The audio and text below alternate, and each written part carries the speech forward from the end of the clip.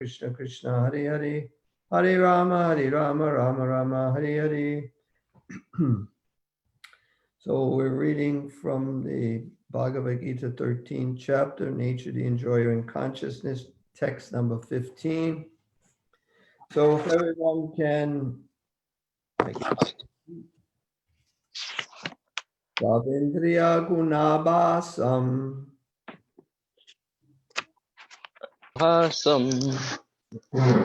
Let's try it again. Savindriya Gunabhasam. Sarvendriya Gunabhasam. Savindriya Vivarjitam. Sarvendriya Vivarjitam. Saktam Sava Brichchaiva. Asaktam Sarva Bhrichaiva. Nirgunam Guna Bhoktricha. Nirgunam Gunabhoktrucha. Savindriya Gunabhasam. Sarvendriya Gunabhasam. Savindriya Vivarjitam. Sarvendriya Vivarjitam. Saktam Sava Brichchaiva. Asaktam sarva bhrichaiva. Nirgunam Guna Bhoktricha. Nirgunam guna bhoktracha. Savindriya Gunabhasam. Sarvendriya gunabhasam. Savindriya Vivarjitam. Sarvendriya vivarjitam. Asaktam Sava Brichchaiva. Asaktam sarva bhrichaiva. Nirgunam Guna Bhoktricha. Nirgunam guna bhoktracha. Sarvendriya Gunabhasam. Sarvendriya gunabhasam. Sarvendriya Vivarjitam. Sarvendriya vivarjitam. Asaktam Sarva Bhrichaiva.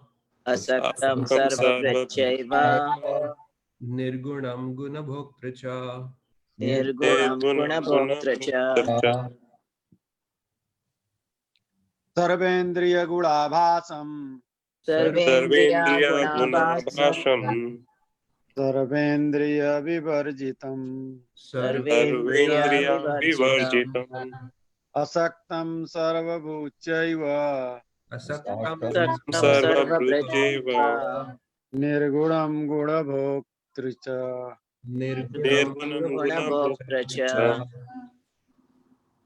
Sarvendriya gunabhasam. Sarvendriya gunabhasam. Sarvendriya vivarjitam. Sarvendriya Vivarjitam. Asaktam sarva bhrichaiva. Asaktam sarva bhrichaiva. Nurganam guna bhoktarcha. Nirgunam guna bhoktracha. Sarvendriya gunabhasam.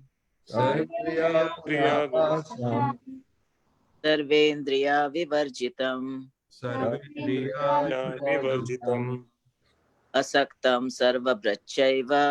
Asaktam Asaktam sarva bhrichaiva. Nirgunam guna bhoktracha. Nirgunam guna bhoktarcha. Savindriya Gunabhasam.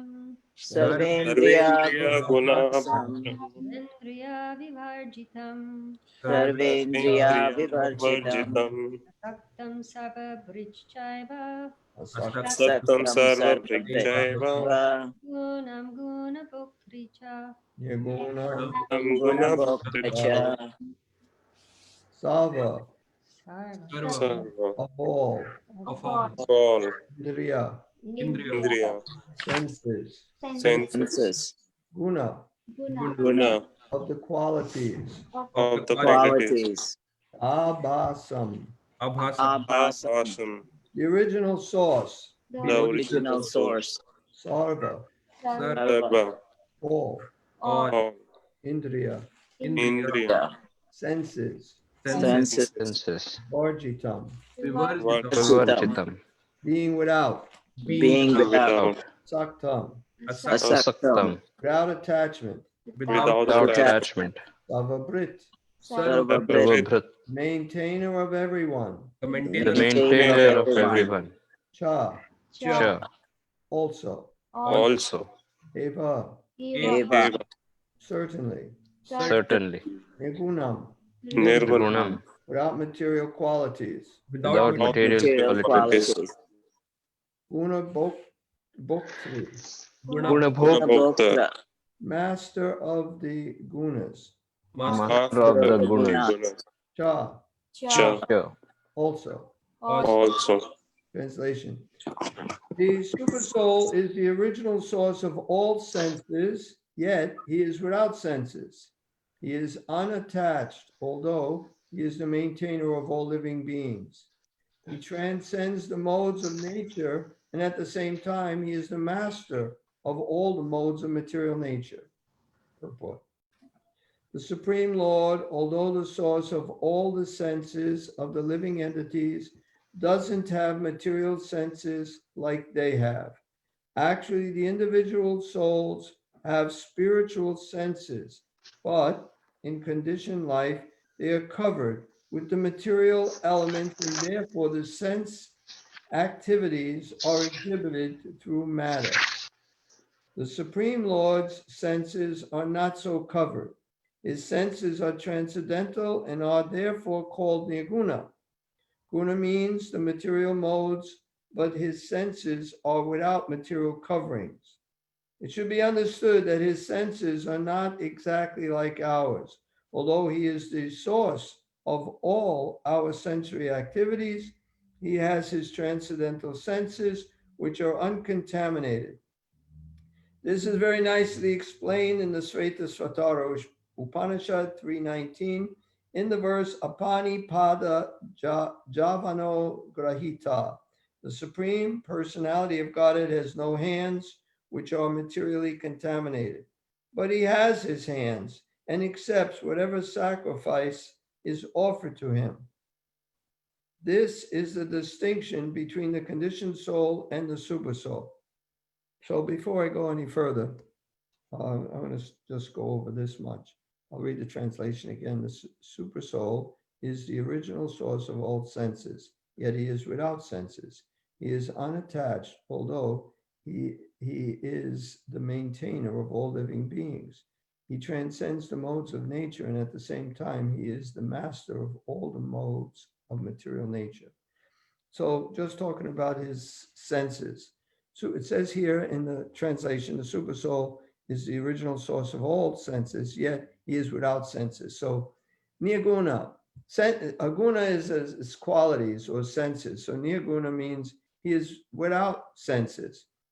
Now, the impersonalists, they accept it exactly like that, whereas the devotees accept it as guna is the qualities of modes of material nature, are the gunas. These are good three material modes of nature. There's goodness, passion, and ignorance. So these are these gunas, and we have our senses. Nirguna means without material senses. It doesn't mean without senses, but he doesn't have material senses. He has spiritual senses. So there are some examples here. Although he is the source of all our sensory activities, he has his transcendental senses, which are uncontaminated. And it's so the Supreme Personality of Godhead has no hands, which are materially contaminated, but he has his hands and accepts whatever sacrifice is offered to him.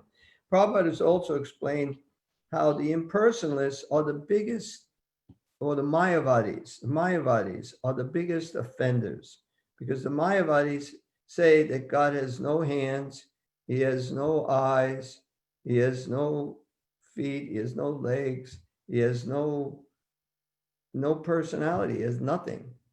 And so basically they say, Prabhupada says, they're saying that he's deaf, he can't see, he can't hear, he can't smell, he's deaf, dumb, he's blind. And this is what they're saying about the Supreme Lord. We have senses. How can we be greater than him? We have senses, so he has to have senses, but his senses aren't material. They're spiritual senses. He can see everything everywhere simultaneously. past, present, and future. So that's what he can see. He can hear prayers offered to him with his transcendental ears. He can smell the incense and flowers offered to him. Of course, he can smell them with his nose, or he can smell them with his eyes, because his senses not only are transcendental, they're interchangeable. So he has these spiritual senses, and and in here, I don't know if I read it already, but it says we also have transcendental senses, but because we're covered by this material modes of nature, our senses are exhibited with material senses. When we become purified, our senses will become spiritual once again. He has his hands and accepts whatever sacrifice is offered to him. That is the distinction between the conditioned soul and the super soul. He has no material eyes, but he has eyes. Otherwise, how could he see? He sees everything past, present, and future. He lives within the heart of all living beings, and he knows what we have done in the past, what we are doing now, and what is awaiting us in the future. This is also confirmed in the Bhagavad Gita. He knows everything, but no one knows him. It is said that the Supreme Lord has no legs like us, but he can travel throughout space because he has spiritual legs. Now, someone may argue that he just flies, he just floats, he just goes where he wants. He doesn't really walk with his legs throughout space, but he does use his legs in many other things. I just like to read one thing where Hiranyaksha being killed by Varaha, and in the purport it says, in other words, the perfection of yoga practice can be attained by a demon also if he is simply kicked by the Lord. So the Lord kicked Hiranyaksha in the head, and he completely lost it. This is probably beginning of karate, taekwondo, all that stuff. He kicked him in the head, and that was the end of Hiranyaksha. But he achieved all perfections. And I like the way Prabhupada put this in the purport. I didn't read the whole purport. The perfection of yoga practice can be attained by a demon also if he is simply kicked by the Lord. So he's kicked with his legs. In that case, it was a boar, in the form of a boar, his legs. So Sukadeva Goswami continued. This is a verse in the Bhagavatam. My dear king, how shall I glorify the character of Bali Maharaj, the supreme personality of Godhead, the master of the three worlds, who is most compassionate to his own devotees, to his own devotee. Wait a minute. My dear king, how shall I glorify the character of Bali Maharaj? That's then the supreme personality of Godhead, the master of the three worlds, who is most compassionate to his own devotee, stands with a club in hand at Bali Maharaj's door. When Ravana, the powerful demon, came to gain victory over Bali Maharaj, Vamanadev kicked him a distance of 80,000 miles with his big toe. So not only has legs, he has feet, lotus feet, he also has a big toe. And with that toe, he kicked Ravana 80,000 miles because he was protecting Bali Maharaj. And another verse in the Bhagavatam, because the Lord kicked a hole in the covering of the universe, the water of the Ganges came into this material world to deliver all the fallen souls.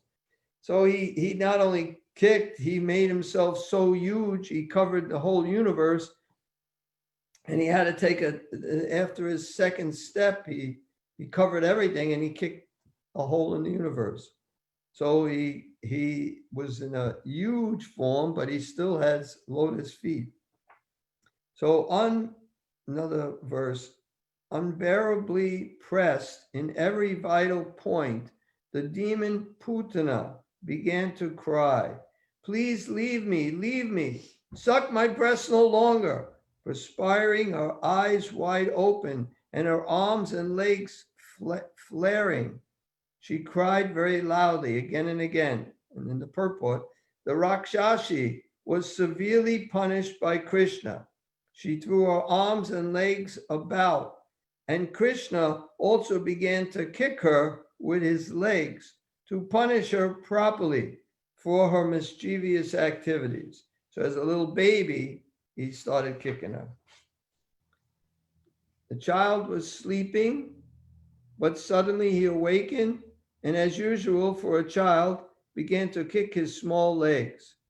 The kicking shook the cart, which collapsed with a great sound, breaking completely and spilling all its contents. This is from the summary, and then this is Shaktasura. Thus he kicked Shaktasura just to expose him. Although Krishna's mother was engaged in receiving guests, Lord Krishna wanted to draw her attention by killing the Shaktasura, and therefore he kicked that cart-shaped demon. So the demon was in the form of a shape. He kicked them. There's so many times he kicked, which means he has legs. The assembled cowherd men and ladies began to contemplate how this thing had happened. And then, quote, "Is it the work of some demon or evil planet?" they asked. At that time, the small children present asserted that the cart had been kicked apart by the baby Krishna. As soon as the crying baby, but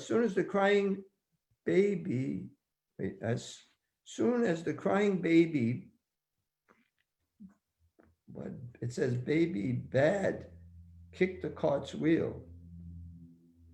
As soon as the baby kicked the cart's wheel, the cart had collapsed. There was no doubt about it.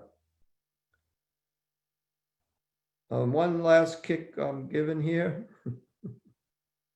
Similarly, when Krishna was entering the city of Mathura to challenge the demoniac King Kamsa, and his entrance was impeded by a ferocious elephant named Kuvalayapida, Lord Krishna kicked the elephant to death and peacefully entered the city gates.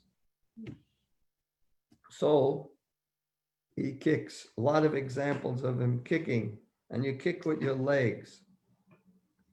So that Supreme has no legs like us, but he can travel throughout space because he has spiritual legs. In other words, the Lord is not impersonal. He has his eyes, legs, hands, and everything else. And because we are part and parcel of the Supreme Lord, we also have these things. But his hands, legs, eyes, and senses are not contaminated by material nature. So we also have spiritual eyes, but right now we're contaminated. And when our eyes are smeared with the salve of love of God, then our eyes become spiritual and we can see Krishna at every moment. So Bhagavad Gita also confirms that when the Lord appears, he appears as he is by his internal potency. He is not contaminated by the material energy because he is the Lord of material energy. So he's the Lord of the material energy. He's not contaminated. We're contaminated by it because we're not the Lord of it, although we try to be the Lord of it, and that's what makes us more contaminated and more involved in it and more difficult to get out of it. We try to be the Lord. Prabhupada says we think that we're the Lord of all we survey. So he is not contaminated, Krishna, by the material energy because he is the Lord of material energy. In the Vedic literature, we find that his whole embodiment is spiritual. He has his eternal form called Satchidananda Vigraha, in completely a form that's eternal, full of bliss and knowledge. Vigraha is a form. We have a form made of so many horrible material elements and is mostly in ignorance and passion, maybe a little goodness. He is full of all opulences. He is the proprietor of all wealth and the owner of all energy. That's interesting. That we understand he is well, of course, he's the most intelligent. He's full of knowledge. He's the proprietor of everything. he says that I'm the Lord of all spiritual and material worlds. So he's the proprietor of everything. But also says he's the owner of all energy. So whatever energy you have, that's coming from Krishna. It's Krishna's. He's letting you have some energy. The owner of all energy. I don't remember. I mean, I know I read it before, but I certainly don't remember ever reading it. I kind of just passed it by. But the owner of all energy. It's like he has this energy plant and it produces all the energy for everyone. He is the most intelligent and is full of knowledge. These are some of the symptoms of the Supreme Personality of Godhead. He is the maintainer of all living entities and the witness of all activities. As far as we can understand from Vedic literature, the Supreme Lord is always transcendental. Although we do not see his head, face, hands, or legs, he has them. And when we are elevated to the transcendental situation, we can see the Lord's form. Through the material contaminated senses, we cannot see his form. Therefore, the impersonalists who are still materially affected cannot understand the personality of Godhead. So I'm going to go back a little bit. These are some of the symptoms of the Supreme Personality of Godhead. He is the maintainer of all living entities and the witness of all activities. As far as we can understand from Vedic literature, the Supreme Lord is always transcendental. He's always transcendental, isn't it? And if we can understand his transcendental nature, his transcendental appearance and activities, then we can, just by knowing that, we can also go back home, back to Godhead. So we shouldn't think like the impersonalists think. The impersonalists, why they become impersonalists? One reason is because they see that relationships in this material world and everything in this material world, it's all winds up, even if you have a best relationship, it ends and you're separated from that person at death. And no, not too many people have the best relationship, but because of relationships, there's so many difficulties, there's so many problems. It's easier to not have relationships. So thinking like this, one may come to the conclusion that the absolute is free from all these, it's certainly freed from all these material relationships, but that's all they know. So they think it's free from all the material relationships. All our senses just cause problems. So the absolute must not have senses. So this is a material understanding of the absolute truth. But spiritually, because our relationships are not good because they're material relationships, but we can have spiritual relationships that are absolutely perfect. Because our sense activities in this material world cause problems. Our sense activities in the spiritual world, we use our senses to please the Lord's senses. The Lord has senses, and we can use our senses to please him. So this is the spiritual understanding. Material understanding of the absolute can be a negation of the material. That doesn't mean it's spiritual. So let's see. Vedic literatures, the Lord always transcends. Although we do not see his head, face, hands, or legs, he has them. And when we are elevated to the transcendental situation, we can see the Lord's form. So due to material contaminated senses, we cannot see his form. Therefore, the impersonalists who are still materially affected cannot understand the personality of Godhead. So that's a half hour. I'm going to read another verse in purport, but before I do, does anyone have any questions? Yes, you just said that negation of the material doesn't necessarily mean it's spiritual. That is true, but Brahman, which is negation of the material, is spiritual, correct? Brahman isn't negation of the material. I don't know how that's negation of the But material. people who Brahman is are, spirit. Absence of material is not negation of material. Say that again. Absence of material objects is not negation of material objects. What does it say? Absence So- of material Absence. objects is Oh, not okay. negation. Right. Yeah, but I don't- that's what the impersonalists are trying to do. They want to get away from the material, so they think that Brahman is getting away from the material. Well, Brahman is spiritual. It's one of the three aspects of the absolute truth, and it is the first aspect. So, but that process is not negating the senses. It's not. It's a little beyond bit the senses. like, in other words, I'm trying to understand what God is, and I can understand that this material world has variety, so it must be the opposite. Therefore, there's no variety. That's one way to look at it. Another way to look at it is by following the scriptures that talks about Brahman and how one can merge into this existence.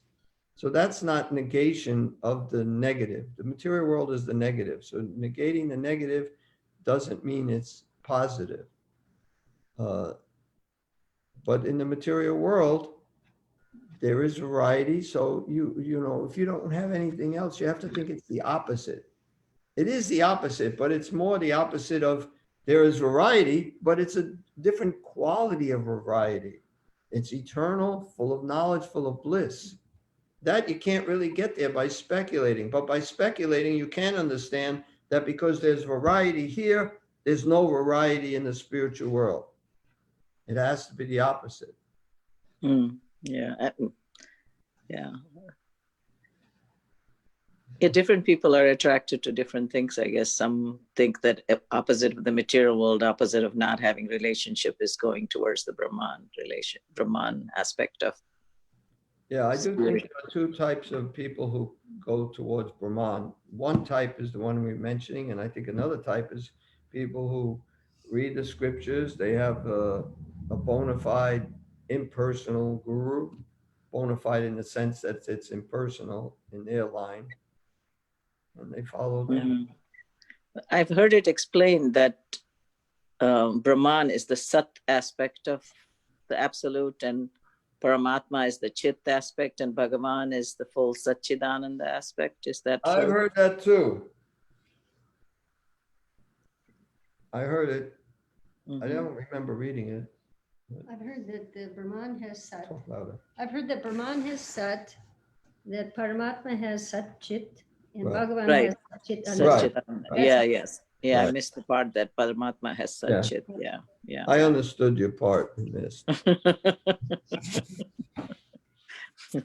When you mentioned that the Lord hears our prayers, I was thinking He also hears our silent prayers. He also hears our mind. He hears our desires. So He knows more than, just. And he sees everything we do as the Paramatma. In fact, one of the Think too. he in one of the Indian songs, I heard that he's known as Jiva Nayana Narayana. He's the Narayana as the eyes. Jiva's Nayana is Jiva's eyes. He's sitting right next to us, watching everything we do, which we forget. Yeah, he is the witness. Actually, Prabhupada says there's so many witnesses. There's day, there's night, there's just so many. I mean, how do you know they're witnessing? Well, the night's watching me. Yeah, watch Gotta out. be careful. I have a question. Shiva has a question. In the translation, it says, He is unattached, although He is the maintainer of all living beings. I'm wondering why, is it that generally when you maintain something, you're attached to it?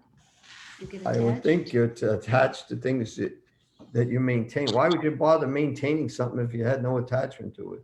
It's like, unless you're getting paid for it. You're a janitor and you got to maintain There is it. still attachment, getting paid. Right. Right, that is attachment, but it's not like you're attached to that, but there's some, but Krishna, he's maintaining everyone, but he's not getting paid for it, nor does he attached to it in that sense. He's attached in another sense because it's him. Everything is an expansion of him. Also, he's attached from a sense of caring, right?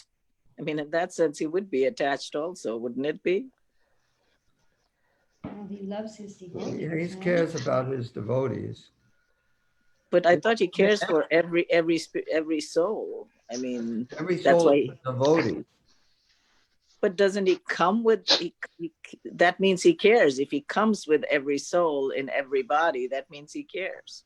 Okay, But I agree. I think it's that he's not like affected, you know, if you're attached to something, then you have some effect. But here he's Right. unattached, although he's the Right. main- He's not unaffected. affected. Right. Yeah.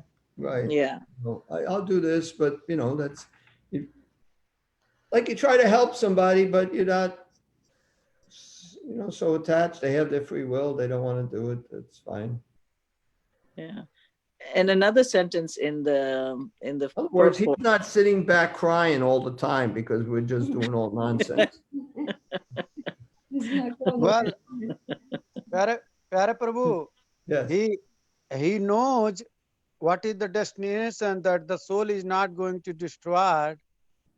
So he is confident that nothing will happen to the soul. So Yeah. he's good not point, attached yeah. that way. Right. He's waiting for you to come back. He knows Yeah. yeah. But he like the knows part- that nobody can kill the soul. So he's Right. confident. Right. Yeah. Nothing can Yeah. happen. Right. Yeah, good point. But in the purport, it says there's a statement: the super soul is the original source of all senses, yet he's without senses. It means without material senses here, right? Yeah. Oh, I mean, without senses as we perceive. Our understanding of senses is limited to our organs. Pyare Eyes, Prabhu, nose, ears. Pyare Prabhu, I have a question. So okay. What's your question? Perform all the functions. these personalists who wrote these slokas,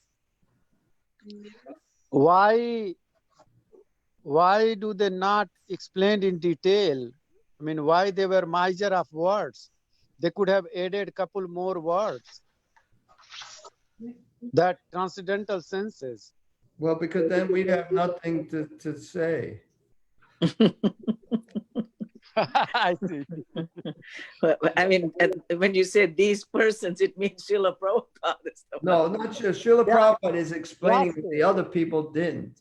They just said nirguna. But to them, Oh, I see. it's almost like saying, oh, just for instance, I can't give a good example because I can't think of anything that, but if you're like an astronomer and you're talking and you just say something you think everybody knows, you know, just like Right, we speak. right. We speak about karma and samsara, and we're giving a class and there's some Westerner in the class, maybe they know about karma, but they don't know samsara. They don't know so many things, the gunas, the three modes. No. You know, Yeah, that's what they when do. we're Yeah. speaking and they, you know, to a certain audience, they understand all these things. Right. But He's maybe speaking to some Arjuna people who don't know. understands this, right? So now we're getting these people who are interpreting things differently. It's like I said, nirguna, I meant no material senses. That's it. You know, you don't foresee every single person how they're going to interpret what you say. Yeah. So So then you get someone like Srila Prabhupada who explains it for this Yeah. age. And then even who knows what people will think, you know, Yeah. 20,000 years from now, when we read what Prabhupada says, they may, even now people misinterpret so many things and he makes it so clear. So Yeah, it took me a long time, even being born in India and knowing that Saguna and Nirguna, we have heard those words. It took me a long time to figure out that Nirguna means no material gunas. Yeah. because you're conditioned, you were taught Yes. that. Yeah. So in fact, there's a song, Marathi song in India, which says, Tuja Saguna Mano ki Nirguna re. Saguna Nirguna Eko Govindure. I used to think like, why are they saying that Krishna is Nirguna? You know what I'm saying? I never understood it until I actually read Srila Prabhupada's Bhagavad Gita, that what Nirguna meant was that he did not have material qualities. Right. Yeah, well, fortunately, Prabhupada has straightened out an awful lot of us.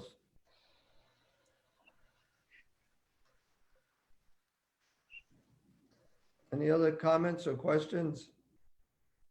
No, very good explanation, Pyare Prabhu. We read a poem by Surdas, devotee of Lord Krishna, where he explains that when Krishna left Vrindavan and Uddhav came back, and Uddhav is trying to make gopis understand that Krishna is with them.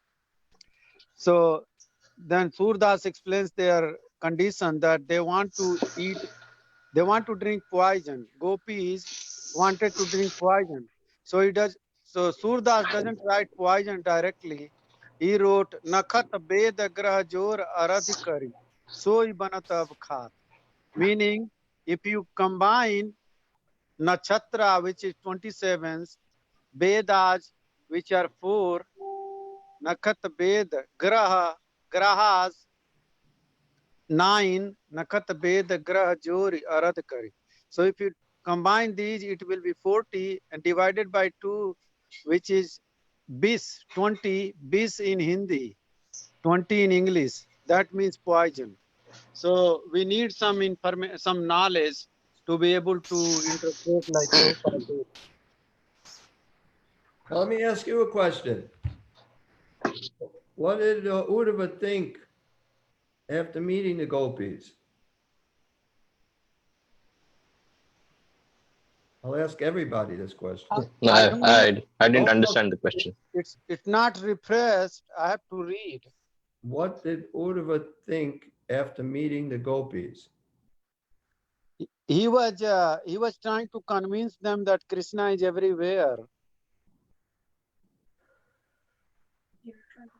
and he was trying to explain impersonal form of something like that. I don't remember exactly.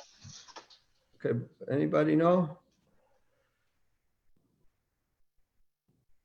No, not exactly. I think he thought that he is he is not as good as a devotee. The kind of love that they had, the gopis, that the love that they had for Krishna, that was unparalleled, and he was more scholarly, Uddhav, but he understood that that didn't matter. What matters is the love that you have for Krishna. Right, that's right. That they were the greatest devotees. No one had That he realized later. No one had as much love for Krishna as the gopis. Though he realized that when he was talking to the gopis. Yeah. That's when he realized that. He was trying to explain to them about Krishna, but they couldn't forget Krishna. Every single thing, everywhere they looked, there's nothing they saw that reminded them of anything else but Krishna. So intense. And it's right that he was, he could understand things more intellectually. They didn't. They just loved Krishna. That was it. So much, so intense their love.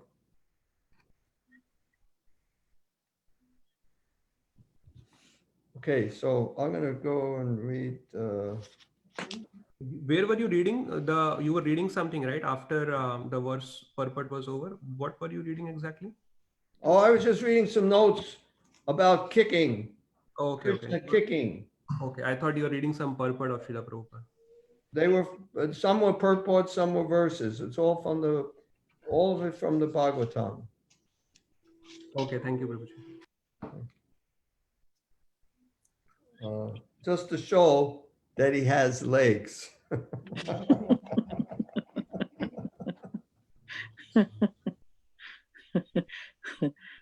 Talking about, like you said, like Krishna was talking to Arjuna, so it was understood when he said without senses, Srila Prabhupada, I read today that Prabhupada was talking to some of his disciples in Bombay, I guess, and on the chandelier, this bird was making a nest, And Srila Prabhupada asks the disciples around him. He says, what is the meaning of the bird building a nest? Do you remember this Sounds familiar. conversation? I've heard What is other- the meaning of the bird building a nest?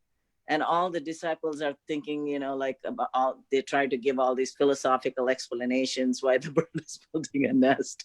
Each one gives a different explanation. And finally, Prabhupada says, you give up, and they said, yes, Prabhupada, we don't know. And he says, the bird is building a nest because the wife is pregnant.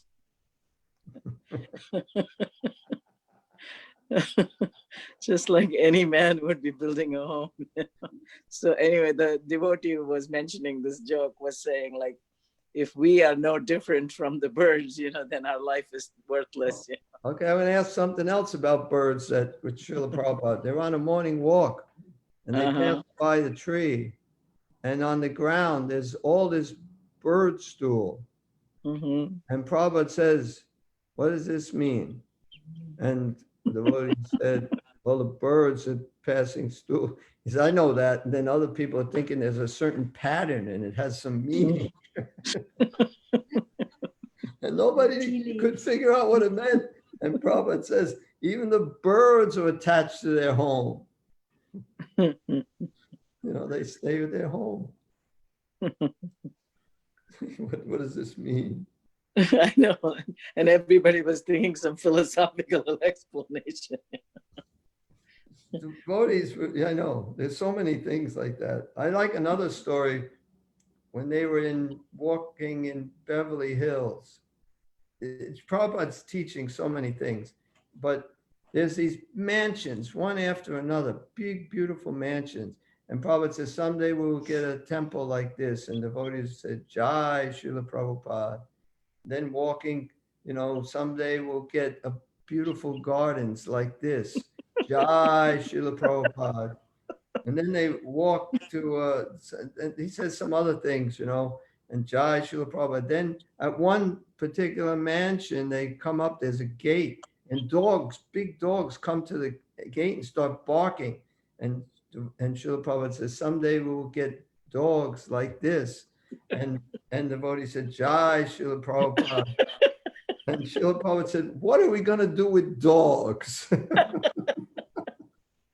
So he's teaching not to just follow blindly. It's got to make sense.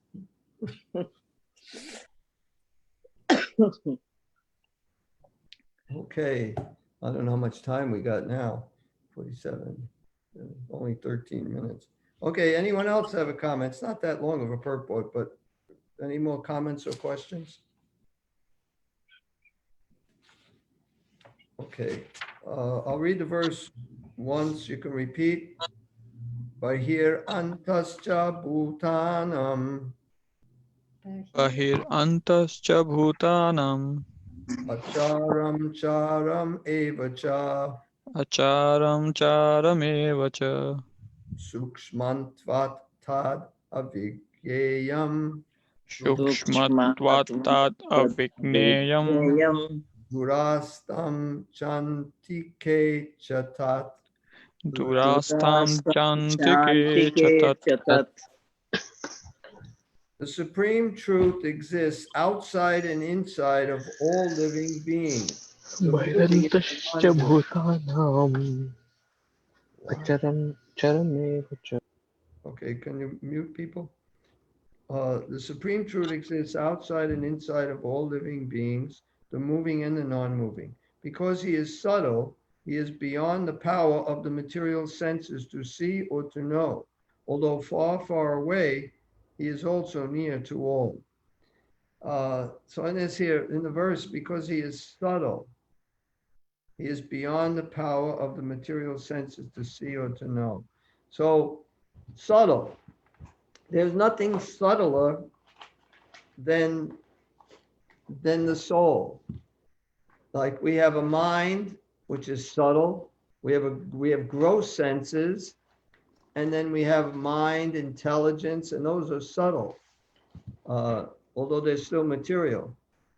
So the soul is the subtlest of all, and Krishna, of course, is spiritual, so he's certainly subtle. Purport. In Vedic literature, we understand that Narayan, the Supreme Person, is residing both outside and inside of every living entity. So we know he's the super soul within, and he's existing outside. Also, he's in his abode. We can see him in this material world in different ways also. Outside, like the light of the sun and the moon, etc. But that's not his.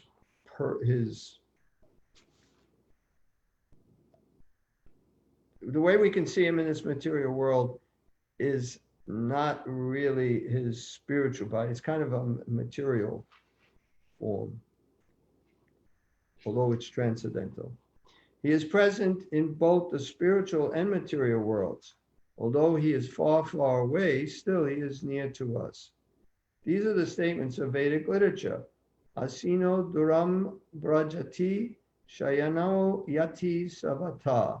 Kata Upanishad 1:2-21. And because he is always engaged in transcendental bliss, we cannot understand how he is enjoying his full opulences. Okay, just even that, how he's enjoying his full opulences. He owns everything. Where is he using or trying to enjoy all this? He's completely self-satisfied. He's always in bliss. He has fun with his devotees, just in Vrindavan, just out in the fields, with the cows.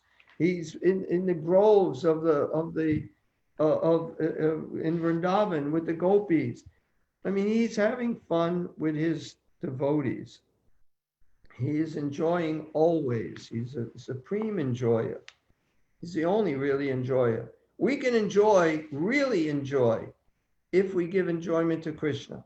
That's real, genuine enjoyment. And we try to enjoy pervertedly in this material world, separate from Krishna. But that's not real enjoyment. That doesn't last long, and it simply winds up making us miserable. Whatever we try to enjoy, we wind up becoming frustrated, so many difficulties in enjoying in this material world. And it doesn't last. You know, there's a limit to all the enjoyment we can get, but we can enjoy unlimitedly by giving pleasure or giving enjoyment to Krishna. And you have to try it. You have to make some sacrifice for Krishna. I think today a lot of people are making a sacrifice for Krishna because it's Nijali Ekadasi. Some people are fasting completely from everything, even water. So how does that give Krishna pleasure? He likes to see us suffer. No, but we're minimizing the demands of the body. The body is not what gives us happiness. And we're supposed to, on Ekadasi, to think more of Govinda. So if we're doing that, that's bringing us happiness. We minimize the body. We, once in a while, neglect the body so that we can engage in spiritual activities. And fasting is also even healthy for the body. So it's not like it's bad for us, it's actually good for us. And it's especially good for us because we can become closer to Krishna and we can experience some transcendental bliss from Krishna. Because he is always engaged in transcendental bliss, always engaged in transcendental bliss. We cannot understand how he is enjoying his full opulences. I mean, we don't see him going out on his yachts and, all these, like if we had so many opulences, if we were billionaires, we'd have so much opulence, we'd probably, be in a little more illusion, trying to enjoy. Krishna doesn't try to enjoy all these opulences that he has. He's simply satisfied with the finer things in life. We cannot see or understand with these material senses. Therefore, in the Vedic literature, it is said that to understand him, our material mind and senses cannot act. But one who has purified his mind and senses by practicing Krishna consciousness in devotional service can see him constantly.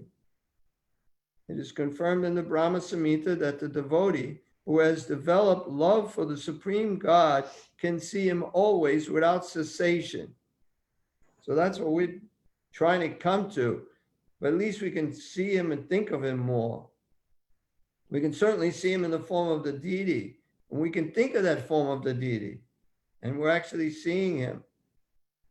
It's not exactly how one can see him when he's completely purified. You can actually see him. Brahma Samhita confirms that the devotee who has developed love for the Supreme God can see him always without cessation. And it is confirmed in Bhagavad Gita 11:54 that he can be seen and understood only by devotional service. Bhakti-atvananyaya shakya. So we can see Krishna, we can know Krishna, we can love Krishna by engaging in serving him. And even that service, at first, you don't want to serve somebody, but it's like medicine. Just like jaundice, sugarcane is medicine that can help one with jaundice. But when you take the sugarcane, it tastes very bitter, although sugarcane is naturally sweet. So similarly, sometimes in Krishna consciousness, it may not taste very palatable. It may be a bit of medicine. But if we take that medicine, as we become purified, it's ecstatic. It's wonderful. We want that medicine more and more. It tastes great. But that's when when our senses become purified. So in the meantime, we have to at least intellectually know what I should be doing, and we should act on that and not get influenced by the illusory energy and try to enjoy these senses and body, but try to use our senses, our body, our mind, in our intelligence, in figuring out how to serve Krishna and engage in that service.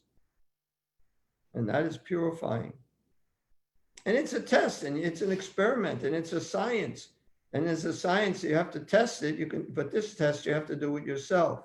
Though some scientists test things with themselves. I remember when I was a kid, I don't know if this is even true, but I saw a movie about the person who discovered ether. I don't even remember who it is anymore. But somebody who discovered ether, he experimented and he kind of fell asleep, and his hand went through like a thing, like a ice pick upside down, which held paper.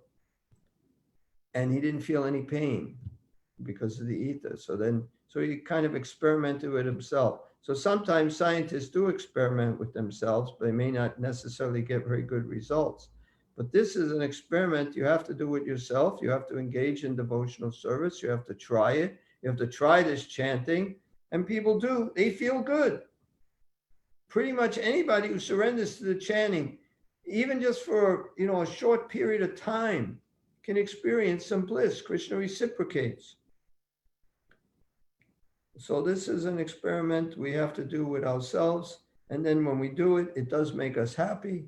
So then we try to do it more and more. And we have to remember how it did affect us, that it is blissful. And by doing this, we will eventually come to the point of seeing Krishna always, constantly. So we got 2 minutes. Any other questions or comments? This verse reminded me of the Ishopanishad verse. Which one? Mantra 5. You want to say it? The Supreme Lord walks and does not walk. He is far away, but he is very near as well. He is within everything, and yet he is outside of everything. Similar to that. Yeah, very similar. That's the Ishopanishad. How many people have the Ishopanishad? What is the Sanskrit jiva? Can you Tadnajati tadure tadvantike tarantarasya savasya taru savasyasya bhayata. Mantra 5. We used to chant these every day. Yeah, I know. I like this. We used to chant this every day. Yeah, it's really nice. When I first moved into the temple in 1971, they would chant a different verse every day and learn the verses. I started when I moved in, they were up to 9. Prabhupada quotes number 15 a lot. Satyasya pitam mukam tatvam pushan apavrinu satya dharmaya dristaye. O my Lord, sustainer of all that lives, your real face is covered by a dazzling effulgence. Kindly remove that covering and exhibit yourself to your pure devotee. So she's saying, Prabhupada, mentions that verse a lot. And that verse is, just the impersonalist, that's all they see. And the devotee doesn't want to just see the effulgence, they want to see his face. It's too bright. Let me see a beautiful smiling face. The source of that effulgence. Mhm. You'd rather see the deity than just a dazzling light. Yeah.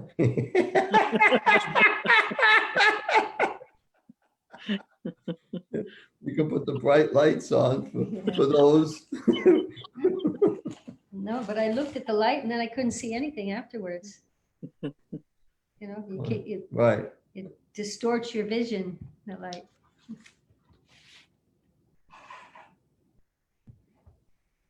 Okay, no one else has a question or comment? Can anyone talk, unmute themselves now or not?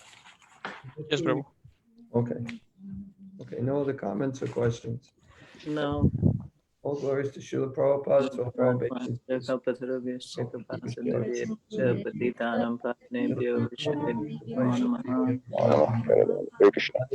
Hare Krishna.